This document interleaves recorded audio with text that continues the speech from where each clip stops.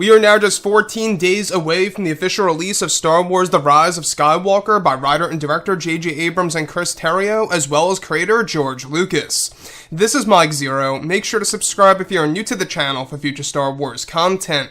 Now, one thing about Episode 9 that a lot of fans are very worried or excited about or just very apathetic towards is exactly how Disney and Lucasfilm are going to treat the entire sequel trilogy, essentially, and the Skywalker saga by bringing it to a big close with Star Wars Episode 9 by using this movie, essentially, as the culmination of the Skywalker saga. A lot of fans out there are very worried about exactly how it's really all going to be utilized by Disney and Lucasfilm, and how it's really all going to connect to the prequels and the originals. Now, like I say, what we have heard and what we have seen, I have expressed my criticisms about this movie so far, based on specific decisions that Disney and Lucasfilm have made.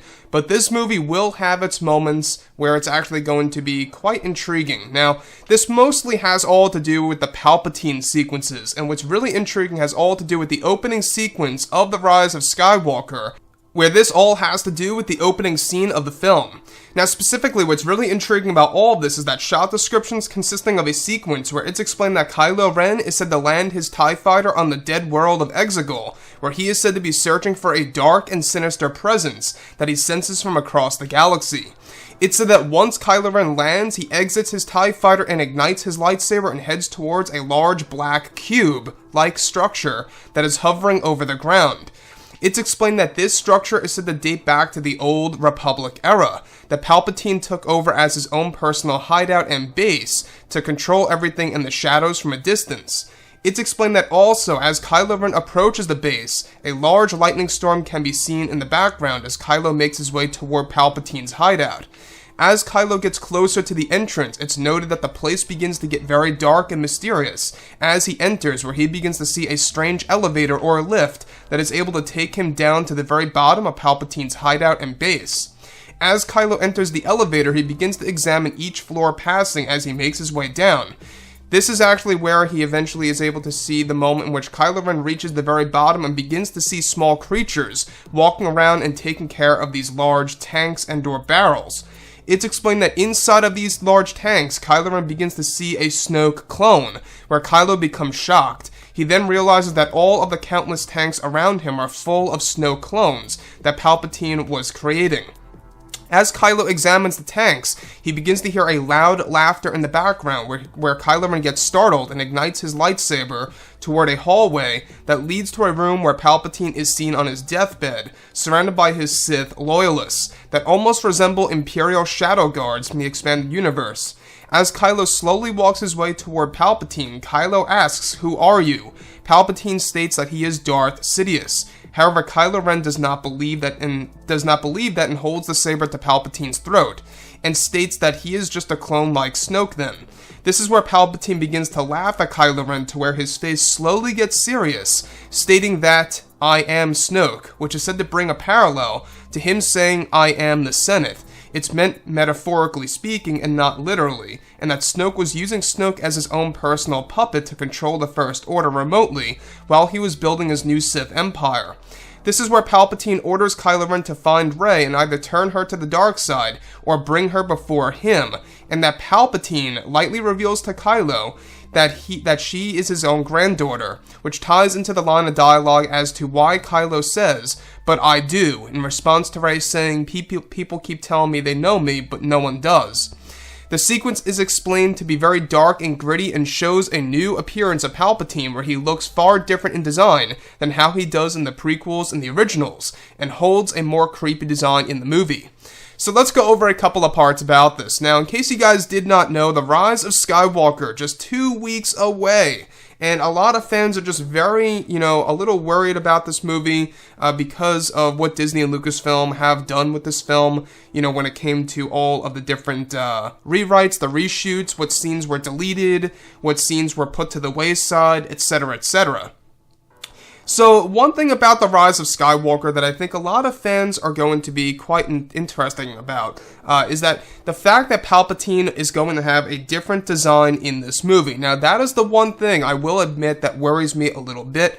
Hopefully they don't make him to the point where he is unrecognizable. You know, you want to recognize that he is Palpatine. Now, obviously, he's got to look like Darth Sidious because then Kylo Ren would not even recognize him, right? So, what I find to be clever about the scene, and this scene, by the way, seems to be the more strong element of The Rise of Skywalker than anything else that we have been talking about.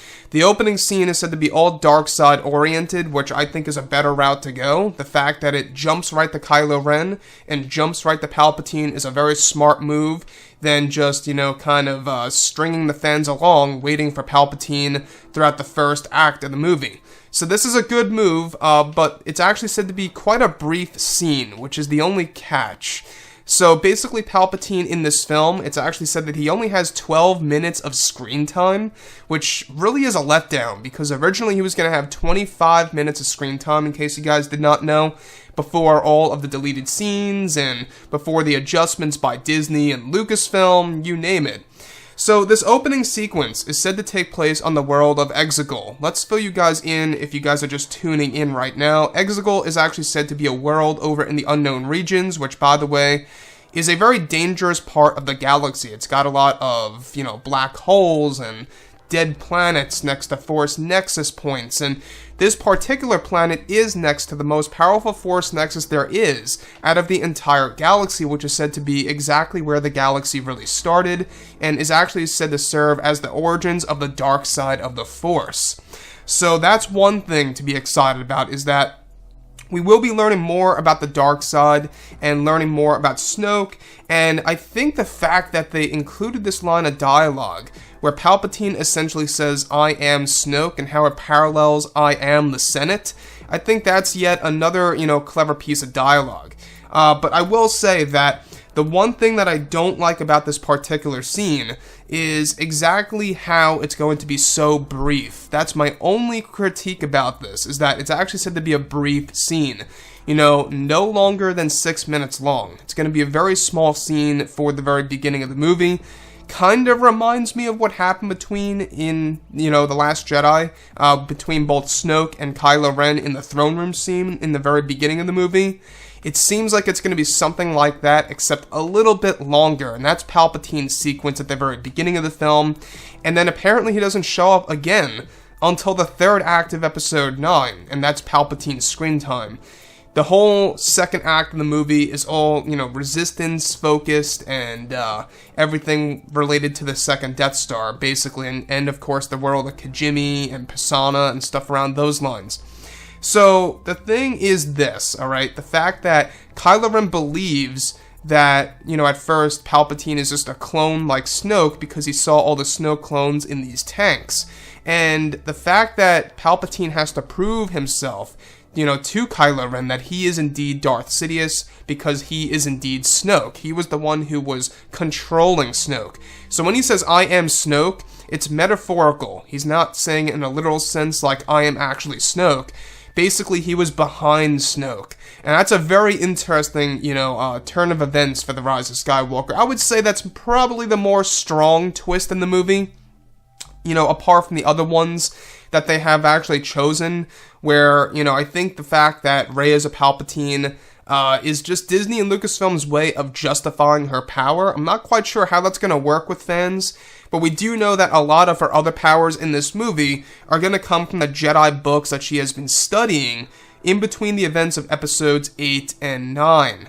So that's one thing, you know, to know about, is that the Jedi books will play a role in this movie, or, you know, lightly play a role in this movie. There's going to be comics and books that fill in the events in between The Last Jedi and The Rise of Skywalker that will explain all of this further in 2020. But honestly, not everybody reads the books and the novels and the comics, so that's the only problem, right? So the beginning of this movie, like I say, it sounds like a fair scene. My only critique is that, from what we have been hearing, is that it's a very brief scene. It's not that long. It's a very fast-paced sequence. Kylo Ren lands on Exegol, he speedwalks his way into there, takes an elevator down, sees the Snoke clones, laughter in the background, meets up with Palpatine, and that's where the conversation begins. And that's basically where it cuts over to Rey's training sequence with Leia on the jungle world.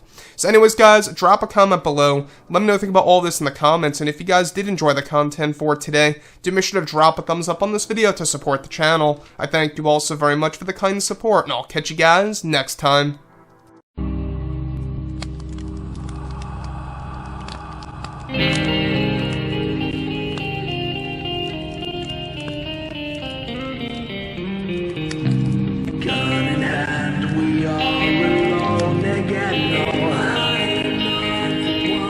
From night to morning.